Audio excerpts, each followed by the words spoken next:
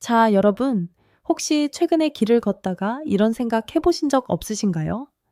예전엔 동네마다 화려한 넌사인으로 밤거리를 수놓던 모텔 간판들이 하나둘씩 자취를 감추고 있다는 사실 말입니다. 불과 10년, 20년 전만 해도 크리스마스나 연말만 되면 방을 구하지 못해 난리였고 예약 전화가 빗발치던 그 모텔의 왕국, 대한민국에서 도대체 무슨 일이 벌어지고 있는 걸까요? 한때는 우리 사회 유흥의 중심이자 청춘들의 은밀한 아지트였고 누군가에게는 고단한 출장길의 유일한 안식처였던 공간. 하지만 이제 그 화려했던 시절은 저물고 그 자리에는 거대한 크레인이 들어서거나 삭막한 오피스텔이 올라가고 있습니다. 단순히 장사가 안 돼서 문을 닫는 걸까요? 아닙니다. 이건 우리 사회의 소비 트렌드, 경제 구조, 그리고 부동산의 가치 사슬이 완전히 뒤바뀌고 있다는 아주 강력한 신호입니다. 오늘 이 시간에는 지도 위에서 소리 없이 지워지고 있는 공간들, 바로 모텔의 몰락과 그 이면에 숨겨진 대한민국 경제의 씁쓸한 초상을 아주 깊숙이 파헤쳐 보겠습니다. 가장 먼저 우리가 주목해야 할 지점은 바로 이 공간을 이용하는 주체, 즉 MZ세대의 경험 소비가 완전히 변했다는 사실입니다. 자, 상상해 보세요. 예전 세대에게 모텔은 어떤 이미지였나요? 어둡고 칙칙한 복도, 담배 찌든 내섞인 카펫, 그리고 촌스러운 빨간색 조명.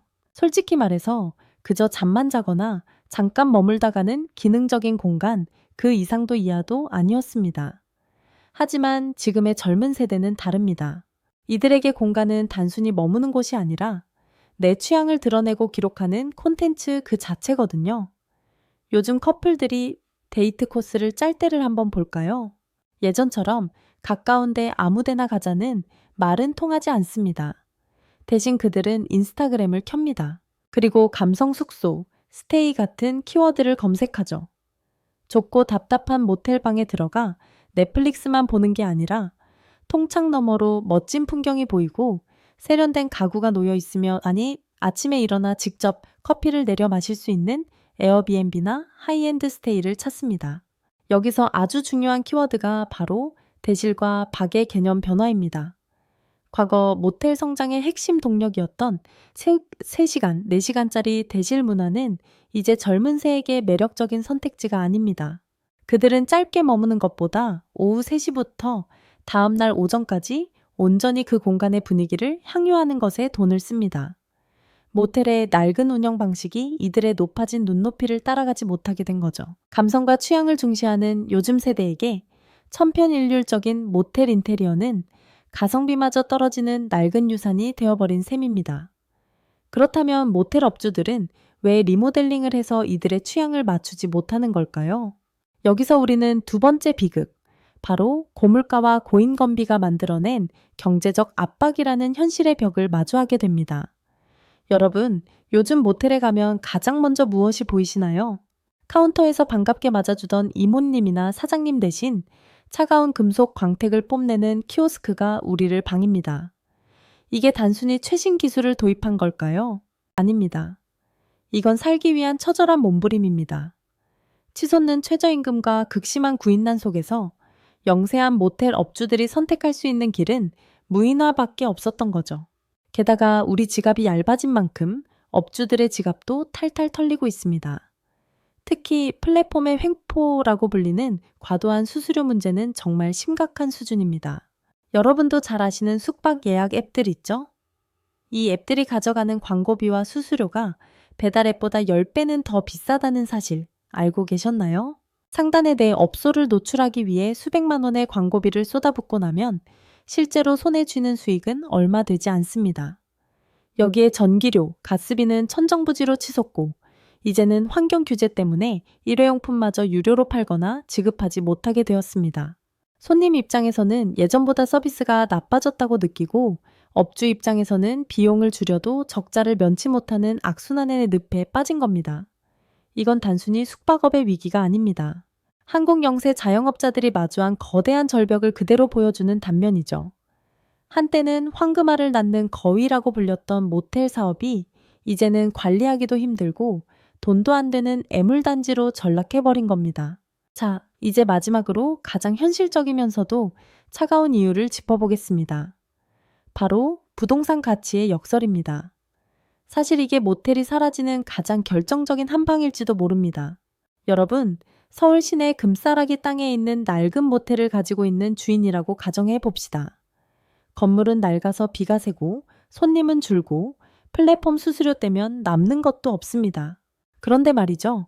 이 건물을 허물고 그 땅에 오피스텔을 짓거나 도시형 생활주택을 지으면 어떻게 될까요? 답은 정해져 있습니다.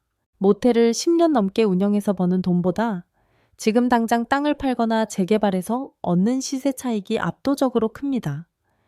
실제로 지금 서울의 영등포, 신촌, 강남 일대의 오래된 모텔촌을 가보세요. 영업 중이라는 간판 대신 철거 예정 혹은 분양 문의라는 현수막이 걸린 곳이 수두룩합니다. 한때 청춘들의 뜨거운 열기로 가득했던 유흥의 허브가 이제는 1인 가구를 위한 차가운 콘크리트 상자로 변모하고 있는 거죠. 이건 우리 사회의 주거 형태의 변화와도 맞물려 있습니다. 도심 속 땅은 한정되어 있고 사람들은 직장과 가까운 곳에 살기를 원합니다. 그러다 보니 수익성이 떨어지는 낡은 상업시설들이 가장 먼저 재개발의 타깃이 되는 겁니다. 한 시대를 풍미했던 문화의 공간이 자본의 논리에 밀려 지도 위에서 깨끗이 지워지고 있는 셈입니다. 물론 어떤 분들은 모텔 좀 사라지는 게 뭐가 대수냐고 하실 수도 있습니다. 하지만 우리가 여기서 읽어내야 할 핵심은 대한민국이라는 나라가 더 이상 과거의 방식으로는 성장할 수 없는 지점에 도달했다는 것입니다. 단순한 공간 제공만으로는 까다로운 소비자를 잡을 수 없고 인건비와 플랫폼에 의존하는 영세 구조는 무너질 수밖에 없으며 결국 모든 가치는 부동산 개발 이익으로 수렴되는 이 씁쓸한 현실 말입니다. 모텔의 몰락은 단순한 업종의 쇠퇴가 아닙니다. 그것은 우리가 알던 아날로그식 유흥의 시대가 종말을 고했음을 의미하며 동시에 자본과 플랫폼, 그리고 부동산이 지배하는 새로운 시대의 질서가 도래했음을 보여주는 상징적인 사건입니다. 이제 우리는 질문을 던져야 합니다. 모텔이 사라진 그 자리에 들어선 수많은 오피스텔과 도시형 생활주택들, 그곳에 사는 사람들은 과연 과거 모텔이 주었던 그 해방감과 낭만을 다른 방식으로 채우고 있을까요? 아니면 우리는 그저 더 좁고 더 비싼 공간 속으로 스스로를 가두고 있는 걸까요? 오늘 이야기는 여기까지입니다. 낡은 넌사인이 꺼지고 거대한 크레인이 올라가는 도시의 풍경 속에서 여러분은 어떤 미래를 보고 계시나요? 혹시 여러분 동네에도 소리 없이 사라진 모텔이나 그 자리에 새로 들어선 수상한 건물들이 있다면 댓글로 공유해 주세요. 자, 그럼 오늘의 지식 여행이 즐거우셨다면 구독과 좋아요 부탁드리고요.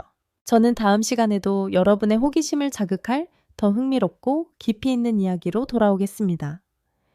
지금까지 지식위드였습니다. 시청해 주셔서 감사합니다.